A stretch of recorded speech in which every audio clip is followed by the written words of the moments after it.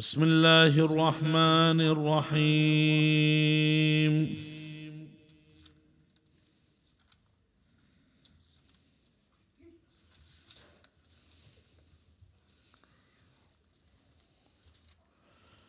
من المؤمنين رجال صدقوا ما عاهدوا الله عليه فمنهم من قضى نحبه ومنهم من ينتظر وما بدلوا تبديلا ليجزي الله الصادقين بصدقهم ويعذب المنافقين إن شاء أو يتوب عليهم إن الله كان غفورا رحيما.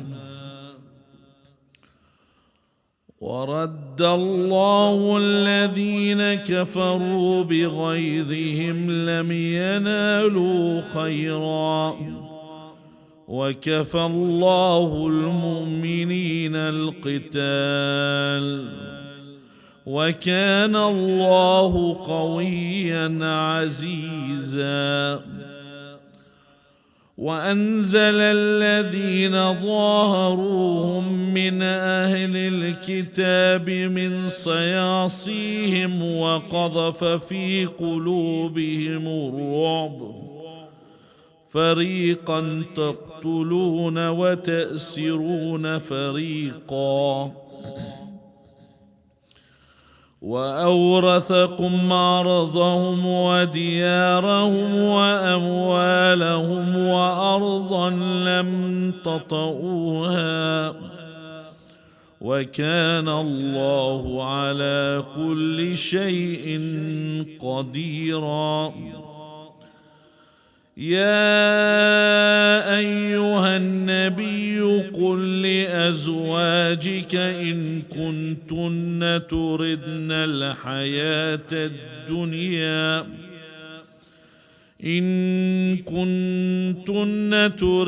الحياة الدنيا وزينتها فتعالين أمتعكن وأسرحكن سراحا جميلا. وإن كنتن تردن الله ورسوله والدار الآخرة فإن الله أعد للمحسنات منكن أجرا عظيما. يا نساء النبي من يأت منكن بفاحشة مبينة يضاعف لها العذاب ضعفين وكان ذلك على الله يسيرا. ومن يقنت منكن لله ورسوله وتعمل صالحا نؤتها أجرها مرتين وأعتدنا لها رزقا كريما. يا نساء النبي لستن كأحد من النساء إن اتقيتن فلا تخضعن بالقول فيطمع الذي في قلبه مرض وقلن قولا معروفا. وقرن في بيوتكن ولا تبرجن تبرج الجاهلية الأولى وأقمنا الصلاة وآتينا الزكاة وأطعنا الله ورسوله إنما يريد الله ليذهب عنكم الرجس أهل البيت ويطهركم تطهيرا. صدق الله العلي العظيم. صلوا على محمد.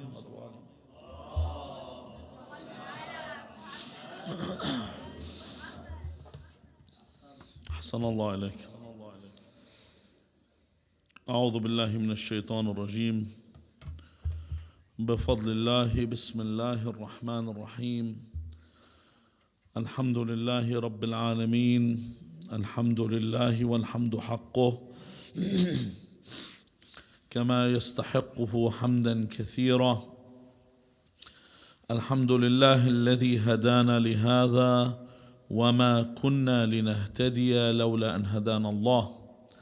اللهم لعن أول ظالم ظلم حق محمد وآل محمد وآخر تابع له على ذلك. اللهم لعن العصابة التي جاهدت الحسين وشايعت وبايعت وتابعت على قتله. اللهم لعنهم جميعا. ثم الصلاة والسلام على خير خلق الله أجمعين محمد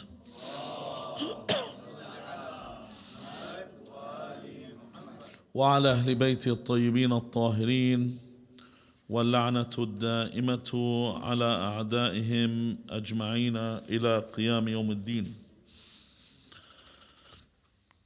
قال الله العظيم في كتابه الكريم: بسم الله الرحمن الرحيم، إنما المؤمنون إخوة فأصلحوا بين أخويكم. The believers are but brothers, so make settlement or peace between your brothers. آمنا بالله. صدق الله العلي العظيم. صلوا على محمد وآل محمد.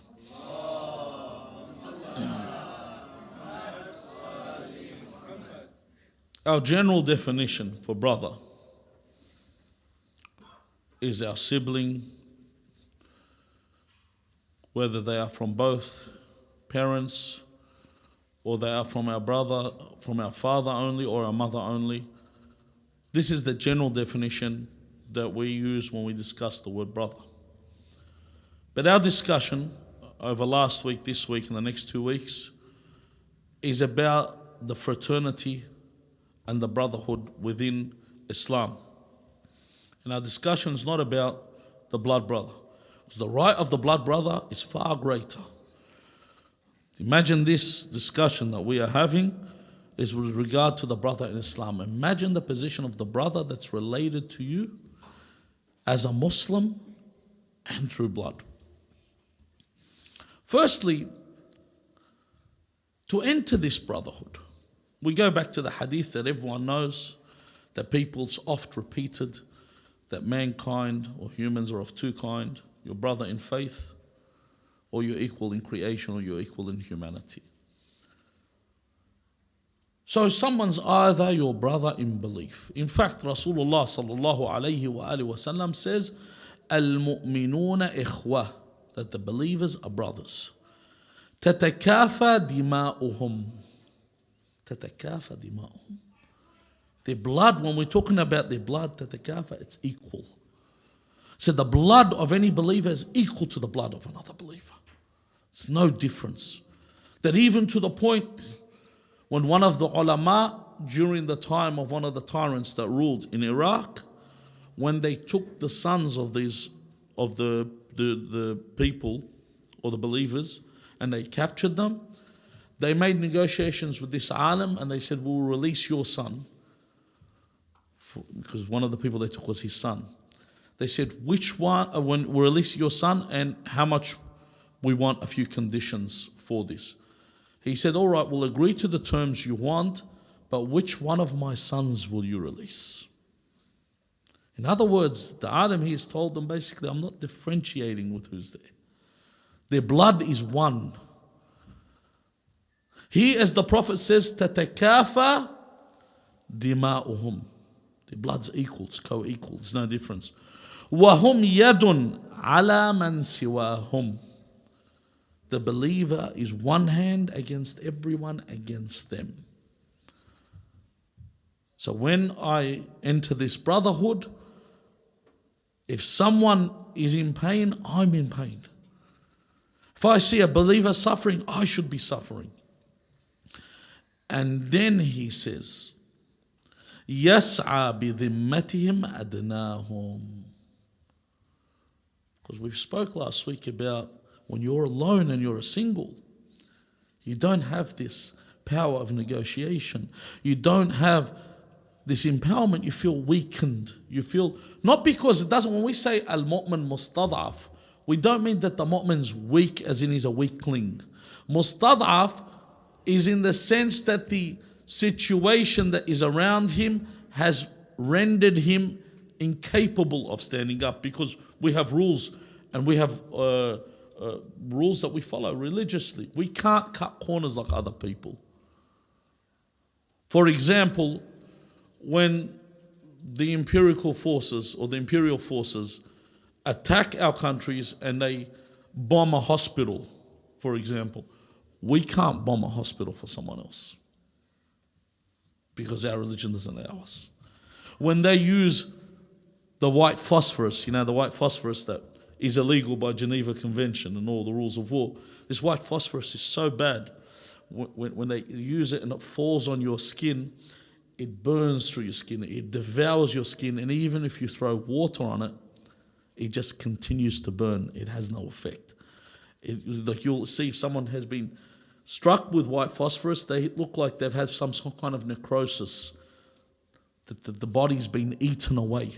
Or the depleted uranium rounds that they use. We can't do the same. As a Muslim, you have rules. You can't use nuclear weapons. They can, because they have no rules. They can bomb cities using all kinds of dangerous explosives, and whoever they kill children. They call it collateral damage. That's okay. We can't do that. We have rules, we have regulations. So because of this, we become what they say mustadaf. But when the Muslims are together, even the weakened one of them, it says, يَسْعَى بِذِمَّتِهِمْ أَدْنَاهُمْ. Due to this protection, these numbers, no one becomes weakened.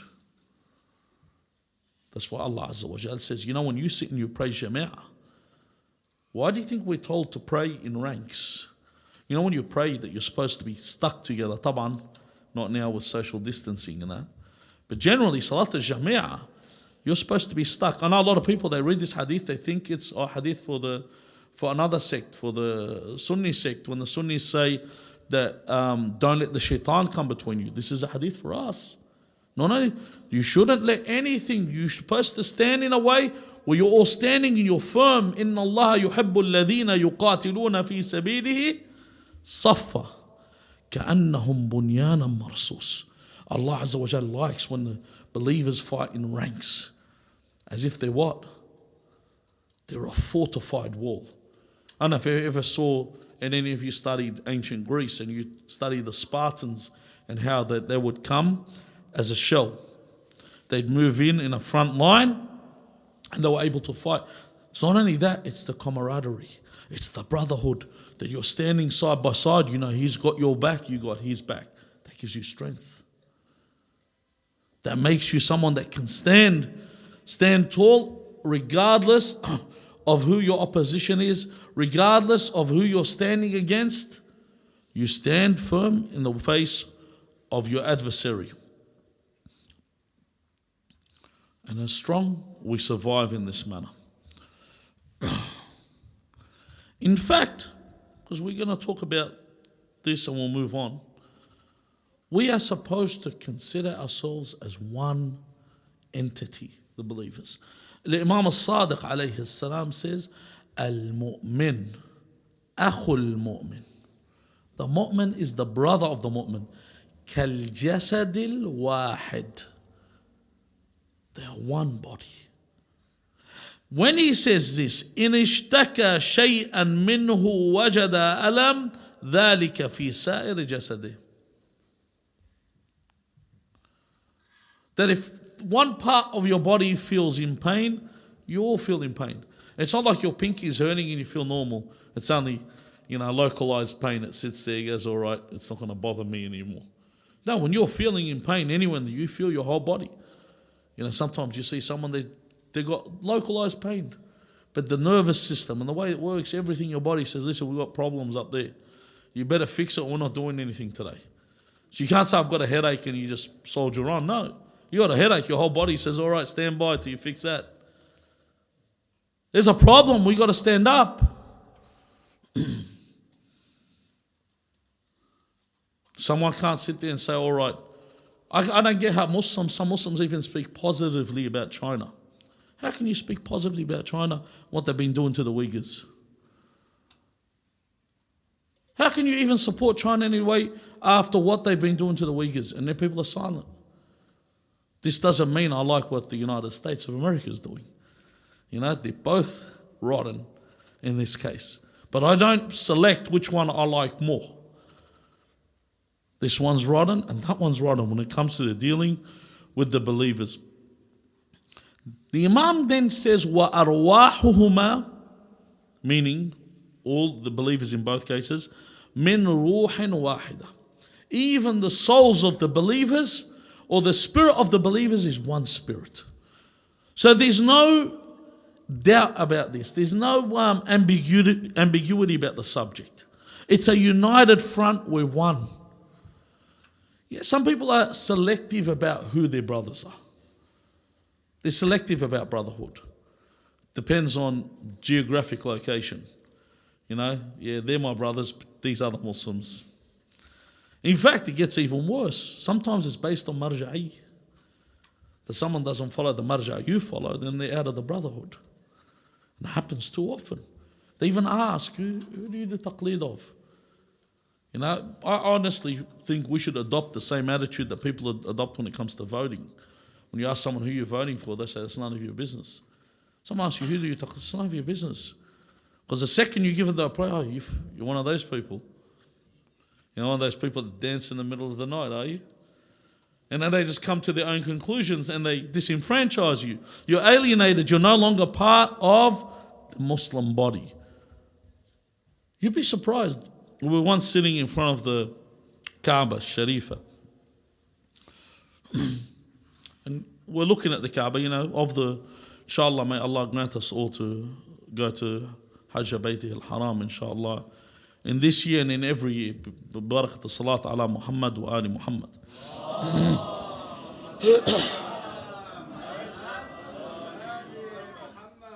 We're sitting down, we're looking at the Kaaba. And this man came and sat next to us. And he was curious, watching what we're reading as a dua. And he could see we were reading from one of the, what would you call it, apocryphal books, Mafatih al-Jinan.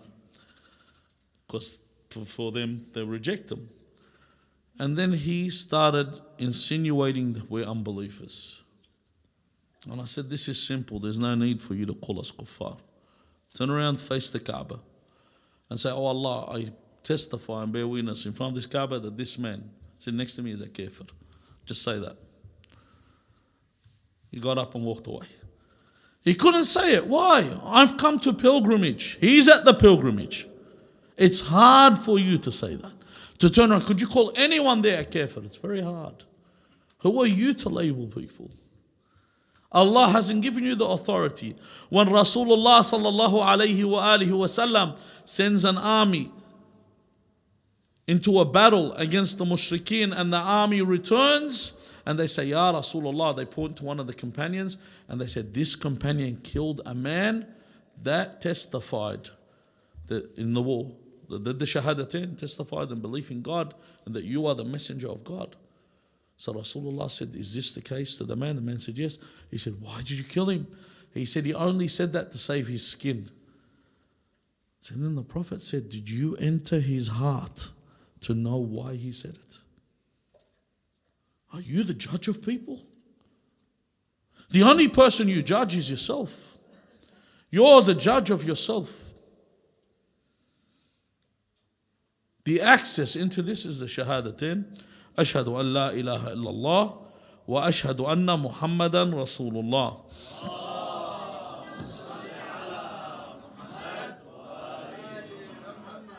There is this general brotherhood and then there's the exclusive brotherhood. The general one is the one that you attain the right to belong to through the shahadatain, as I mentioned, by testifying in the unity of God and that Rasulullah is a messenger of God sallallahu alayhi wa alihi wasallam.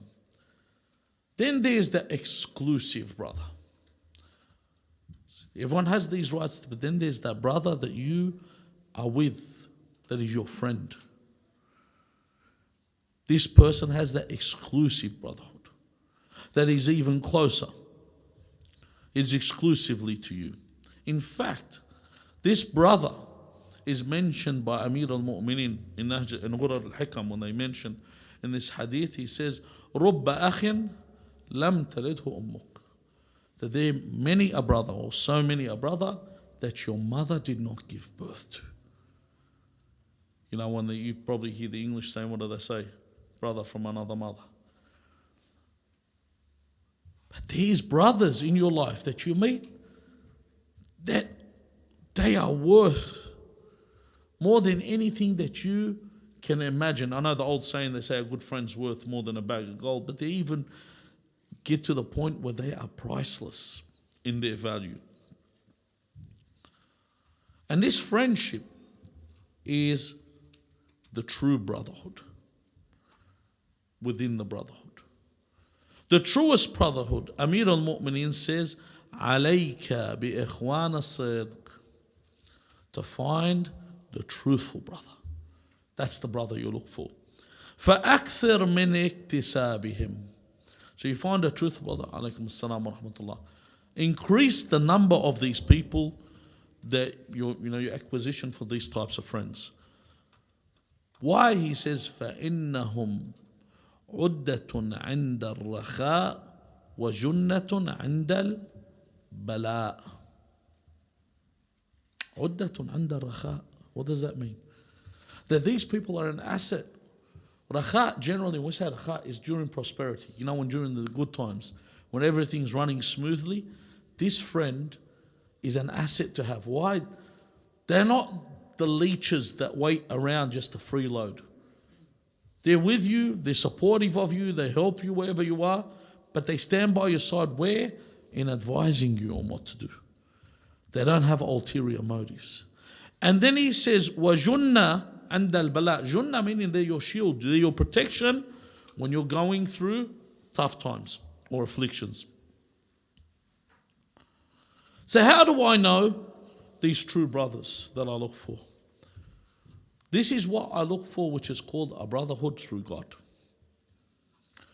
Where Amir al-Mu'minin Ali ibn Abi Talib alayhi salam says, Man akha fillah ghanim, wa man akha fil dunya hurim. Brotherhood that is through God. This is how you select your friend. How do I look for this friend? I look at this person. You know those people, think about it, these are the right friends. You know those guys, when you see them, automatically you start thinking of all the 4-letter expletives you want to say. That your mouth can become a septic tank when you're around them. They're not the people you want to hang out with. And if you're hanging out with these people, you better fix these people and fix yourself. But the people that when you're around, you remember God.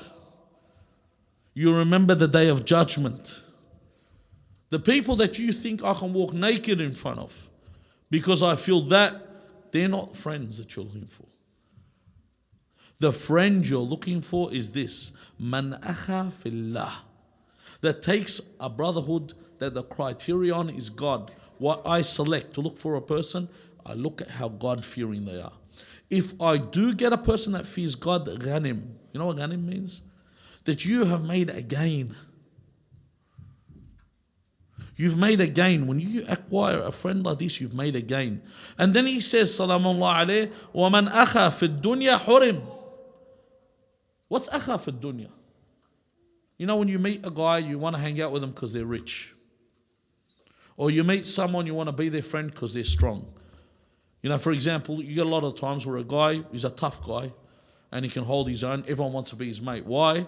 Because then they walk around and say, I know so-and-so, so you mess with me, he's going to take care of business. You don't want these people. Do you know why? Because you'll end up in jail because of these people. Because they make problems for you that you don't need.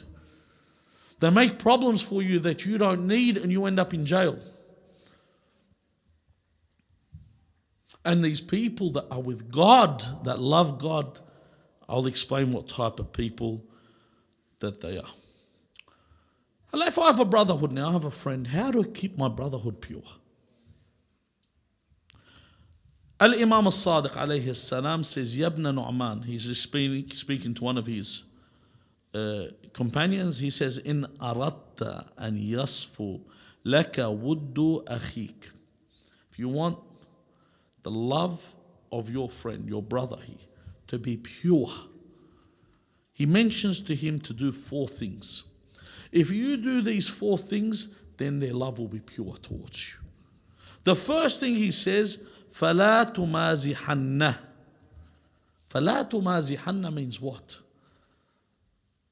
I don't want to use the actual term, and that's used colloquially, but when you break someone's whatever, when you make fun of them, when you sit there and you make fun of the person, when you're always ridiculing the person, you might think it's funny, they think it's funny, but after a while, they don't like to hang out with you.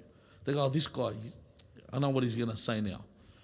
You just walk in and he says, what happened to your boyfriend or something like that, insinuating that you bat for the other team. Then after a while, you go, you know what, this joke's really old. Why does he keep saying that? And you just don't like it anymore. In fact, when it turns out there's some gathering, you say, is so-and-so there? They say, yeah, you go, no worries, I'll spend the night somewhere else. I'll go fishing with someone else. I'll just go do something because I want to avoid this person. So you sit there and mock people, you ridicule them all the time, you put them down all the time. The Imam says you won't have that pure love. It'll be one of those places when he sees you, he gives you that fake smile. He really doesn't want to be with you. And then he says, وَلَا تُمَارِيَنَّ. وَلَا تُمَارِيَنَّ means don't always dispute with them. You're going to sit there and argue with them. Every time you sit with them, you're sitting and you're arguing over things. The brotherhood won't be pure. The love won't be pure in the brotherhood. Because you're always arguing, you're always in dispute. The relationship won't be a pleasant one. You go, I don't want a headache, I'm not hanging out with this guy tonight. So I'm going to get into an argument with him over the smallest thing. Then he says, and this is something very important, this is something that happens all the time. Why do you think a lot of people have problems financially? Because of this. He says, وَلَا تُبَاهِيَنَّ. وَلَا تُبَاهِيَنَّ is when people try and compete with each other. You know what I mean? They're vying with each other. Someone turns up and says, listen, I've bought the latest Land Cruiser. The other guy goes, I've got a Land Cruiser Sahara. And you go get a loan just to get the better one. And then he'll get the snorkel, and the other guy will get the bull bar. And then and they'll just keep going and going for one person to be better than the other. And they'll live this life of competition. And when you see them from, sometimes you meet someone and he's driving like $100,000 car, but he's really worth nothing. But he's just in debt upon debt upon debt just because he wants to show you, listen, I'm up there. We're both working in together. Sallallahu ala Muhammad wa ali Muhammad.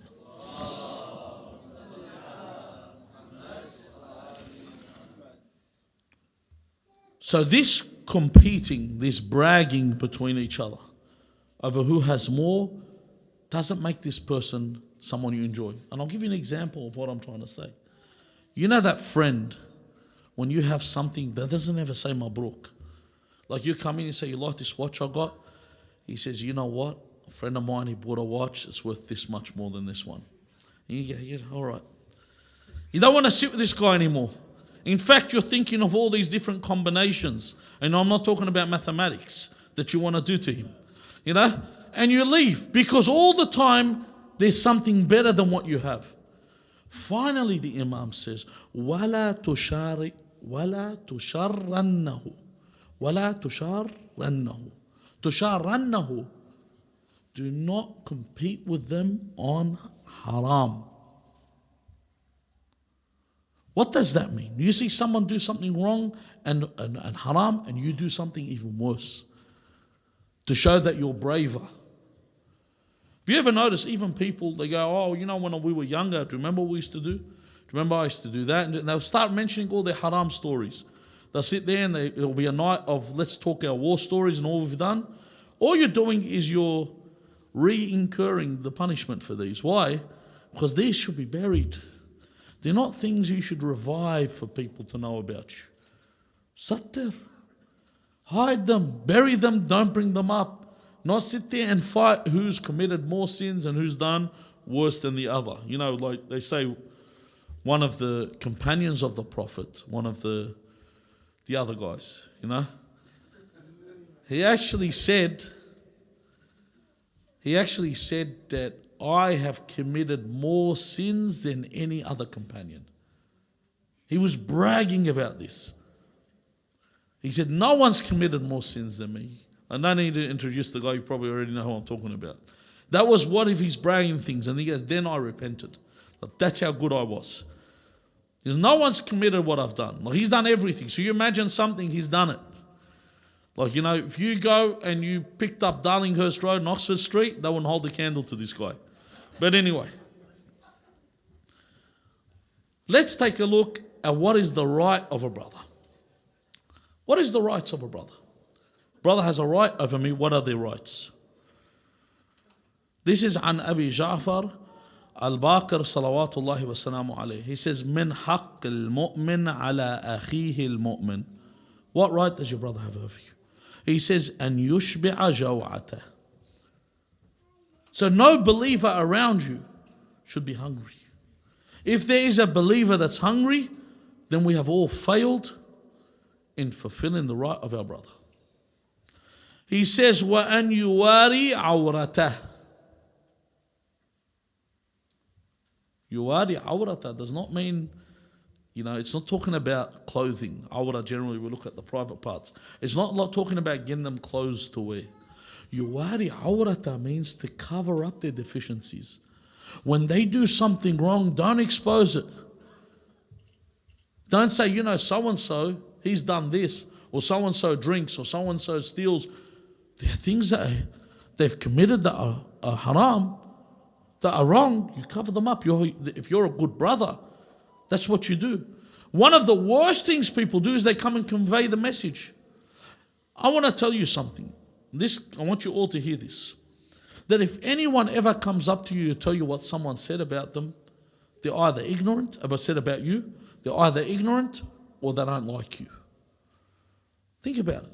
You're having a good day, someone comes and says, you know, so-and-so said you're a jabin, you're a coward. How does that make you feel? It ruins your day.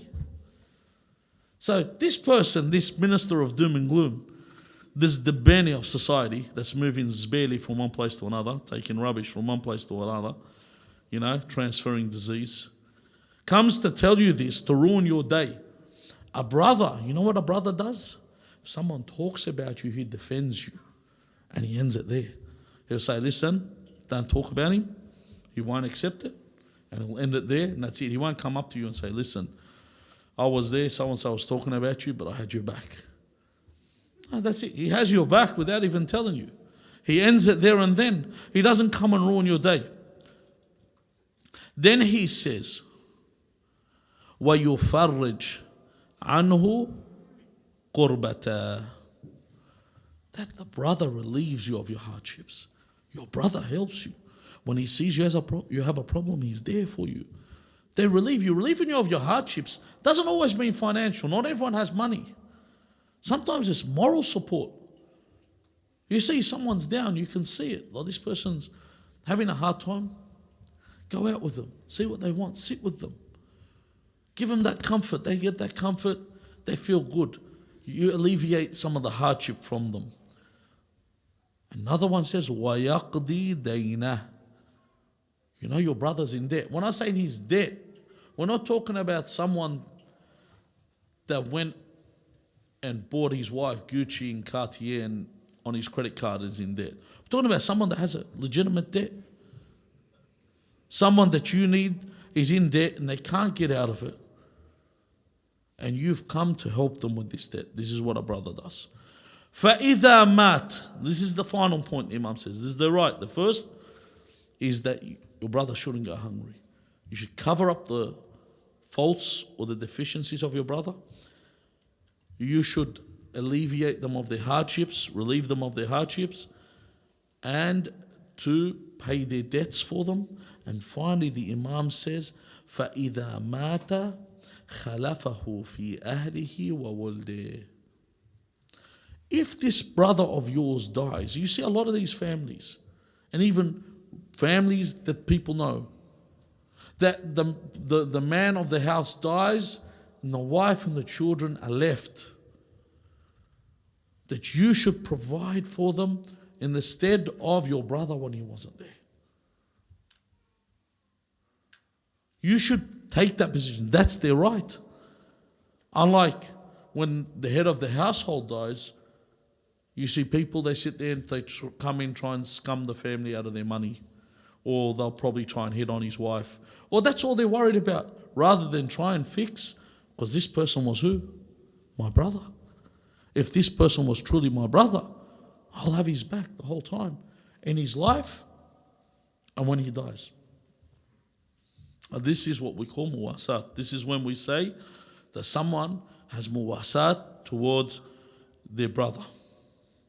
Another thing, it's good to tell your brother that you love them. To tell them that I actually care about you. I love you. I have your back. Because it makes them feel good.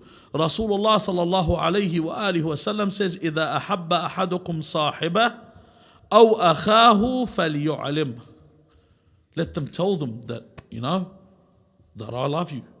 That you're my brother and I love you. Probably in this day and age you might end up in a bit of an altercation. But the reality of it, when you tell someone, you tell them that I love you. This is how I feel about you. That you're my brother and you're dear to me. And if you want to know how someone feels about you, when you're hanging out with someone, and you want to know how they truly feel about you, Imam Al-Hadi alayhi salam says, فَإِنَّمَا قَلْبُ غَيْرِكَ لَكَ كَقَلْبِكَ لَهُ. You know how they say القلوب عن بعض. Imam Al-Hadi alayhi salam says, the way you feel about this bloke, he feels the same way about you. So if you're being fake with them, they're being fake with you. Just know that. If you feel, sometimes you feel someone, they walk and you hug them genuinely. And sometimes it's like, just be nice. Just your friendly Spider-Man, neighborhood Spider-Man. So that anyway, this guy's your friendly neighborhood Spider-Man as well. He just wants to hug you and says, yeah, they're there. And that's it. That's how you know they're feeling towards you. Now, the other thing that I want to mention is when you find a brother that you meet for the first time, because everyone puts their best face on the first time, you're supposed to test them. There are things that are apparent that you can see immediately, and there are things that you're required to test. The things that are apparent, that are there, and you'll see, when you meet someone for the first time, if you meet them in an Islamic center, they're generally all going to be putting on Islamic face. But when you meet them at work, at work, everyone's different, because he doesn't know what you do in your pastime. As far as because today everyone's got a beard, you could be bending your elbow, he wouldn't even know that, He has no idea who he's talking to right here. So when he sits there, he's going to start opening discussion, and then they'll really show who they actually are. So the Imam says at this point, he says that when you're picking this person, he said, look for two qualities. Khislatan, from the very beginning. He says, muhafadatun ala salawat fi mawaqitiha. Look if this person prays on time. This is the apparent quality. Do they pray on time? And the second thing that you will see is, are they the type of people? He says, وَالْبِرُّ بِالْإِخْوَانِ فِي الْعُسْرِ وَالْيُسْرِ. Are they the type of brother, you see them there with you through good and bad times? This is how you know your brother. Because in good times, mate, there's numbers. In bad times, you really know. When they say a friend in need is a friend indeed, that's when you know who your brother is.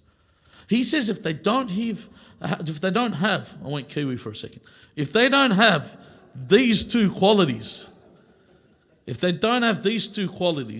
he says, فَعْزُبْ ثُمَّ أَعْزُبْ ثُمَّ أَعْزُبْ. In other words, he says, avoid them, avoid them, avoid them. That they have to have these qualities.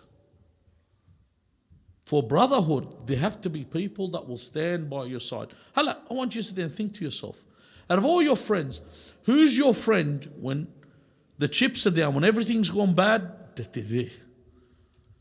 And then amongst them, which one of your friends, the one that actually asks about you? Where have you been? You know, how have you been? What's going on? This is the brother you've got to be around. This is the person that I have to be around. Two more things and we're finished.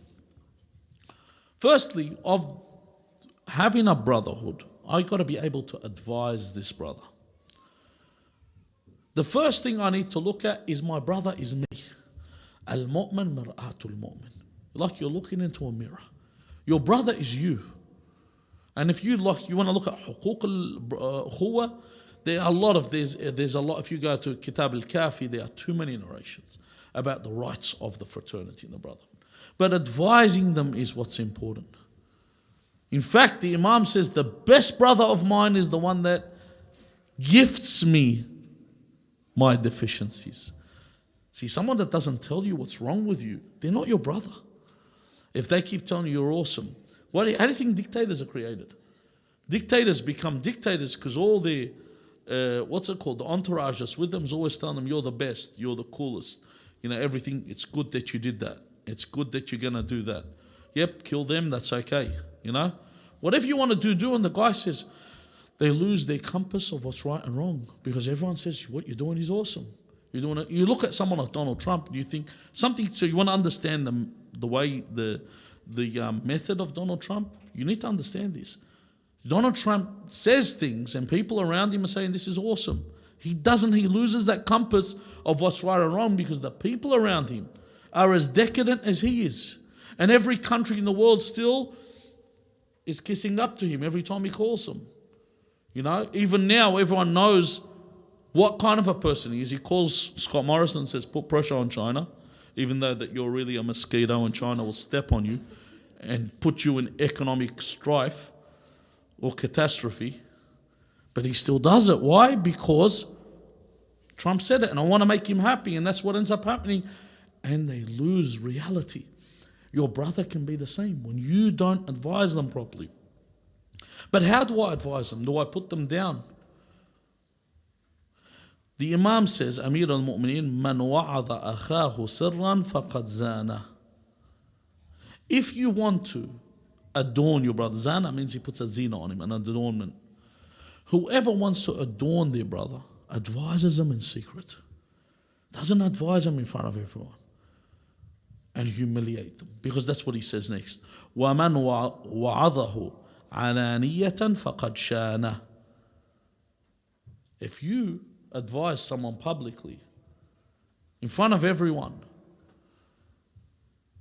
could you imagine, like, there's a woman walking past and another woman says to her, oh look, your shoulder's showing in your hijab, and everyone turns around. Like, it's like that. You've exposed something publicly for everyone to look.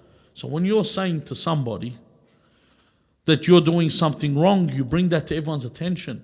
You take them to the side and you say, you know what you're doing is wrong. This isn't the way you should be acting. Finally, I want to end this with talking about fulfilling the needs of your brother.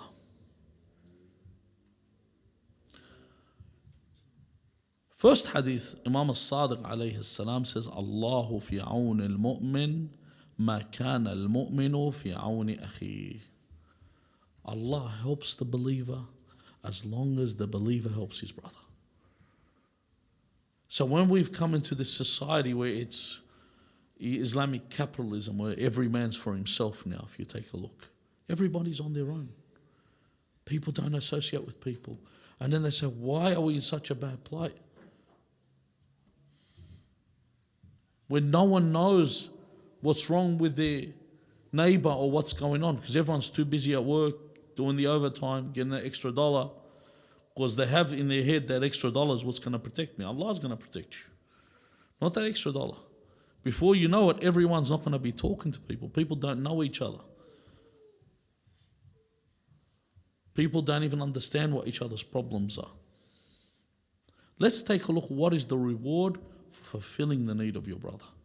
Imam al-Sadiq alayhi salam says, Man sa'a fi hajati akhihi al-Muslim talaba wajhillah. What does that mean? When I do someone a good deed, which we generally call in Arabic ajmili.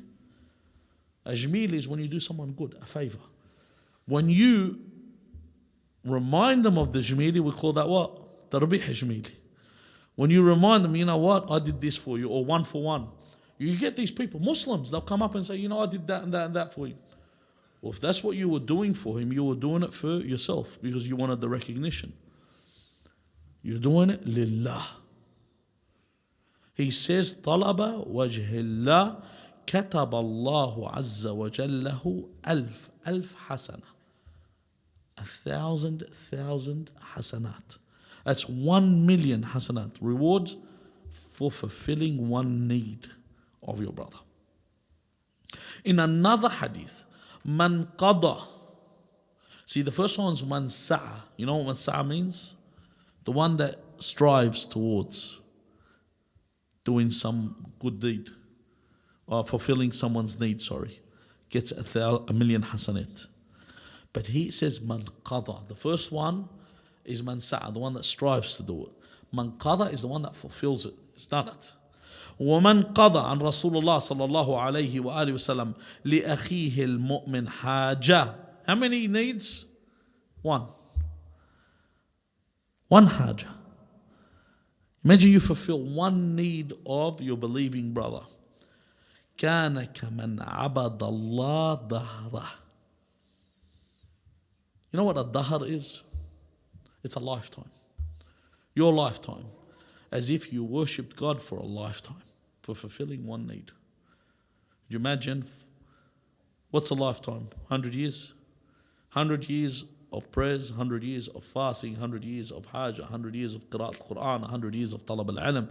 Bang, bang, bang, bang, that's fulfilling one need. In fact, khislatan, the Imam says, khislatan, there's two branches, laysa fawqahuma shay. Nothing's above these two branches. He says, al-imanu billah wa naf'al ikhwan. Belief in Allah and benefiting your brothers. Nothing's above them. Laysa fawqahuma shay. If you're not of benefit to your brothers, you're useless to humanity. All you are is someone that's stealing our air with your nostrils and your mouth breathing. You know, you're someone that just does this. You're taking everything people have and you don't care about those. And obviously everyone present here isn't of these people. This is so. We remind ourselves of this. Finally, 2 points when it comes to this that are make or break. The first one is the one that goes to visit his brother. Just the one that goes to greet their brother or visit their brother. I'm not talking about brother that's related to you, I'm talking about your believing brother here. The brother that's related to you is far greater the reward. But imagine this reward just for visiting a brother. If he says in the narration, it's a long narration, so I'm not going to read it. If you go visit them knowing their haqq, knowing who you're visiting, your brother, fillah. For every step, one narration says you get a hasana, and this is just a visit. Another narration says 10 hasanat. It says when you knock on the door, you haven't knocked on his door. It says you have knocked on the door of the heavens, futihat lahu sama. You know what that means? It is do dua. The heavens is open for you, for Allah to answer your prayer. One thing after another, reward after another, until Allah Azza wa Jal says, in the narration, the Imam says, Imam al-Baqir, he says that Allah on the day of judgment, for these people that visit their brothers, he says, u'afiyah. He says,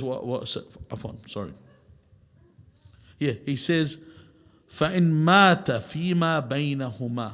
if he dies in this state,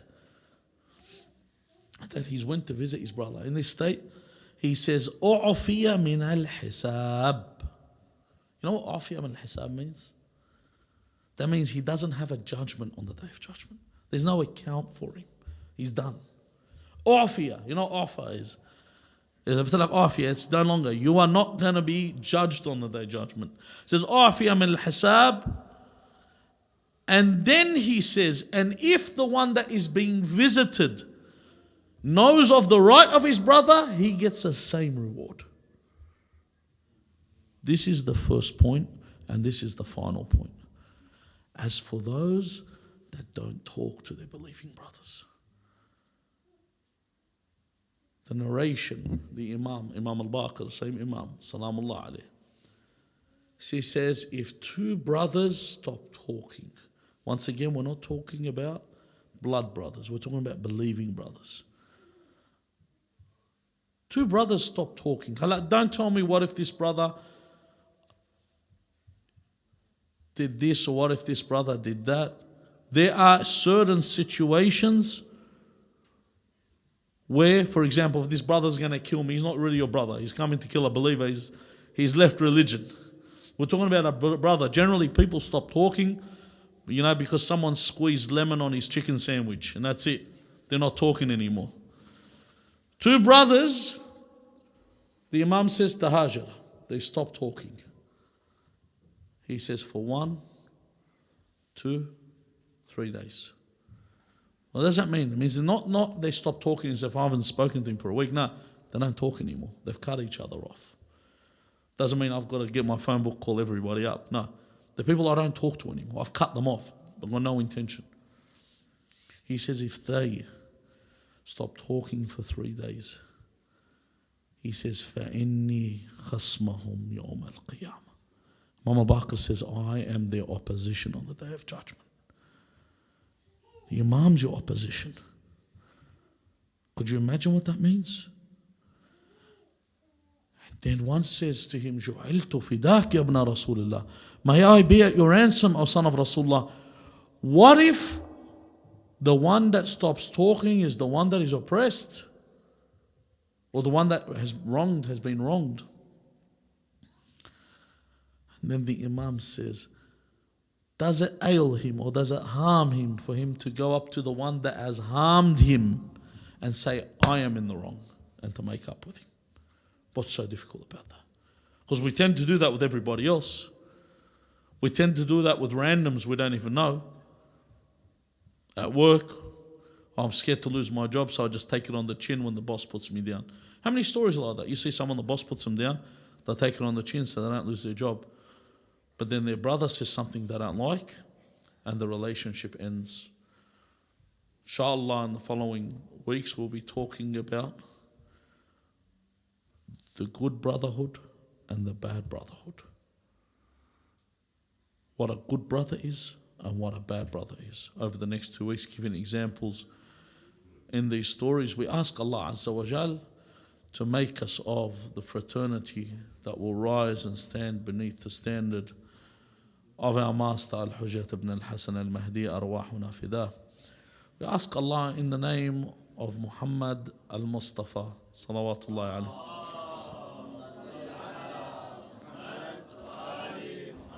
and in the name of Ali al-Murtada, and in the name of Fatima al-Zahra, and in the name of Al-Hasan al-Mujtaba, and in the name of Hussein, Sayyid al-Shuhada, and the Aimma from the progeny of Imam Hussein, Ali ibn al-Hussein, wa Muhammad ibn Ali, wa Ja'far ibn Muhammad, wa Musa ibn Ja'far, wa Ali ibn Musa, wa Muhammad ibn Ali, wa Ali ibn Muhammad, wa Al-Hasan ibn Ali, wa Al-Hujjat al-Muntazar, Sahib al-Amr. I ask in all these names that no one leaves this place tonight until their haja is fulfilled.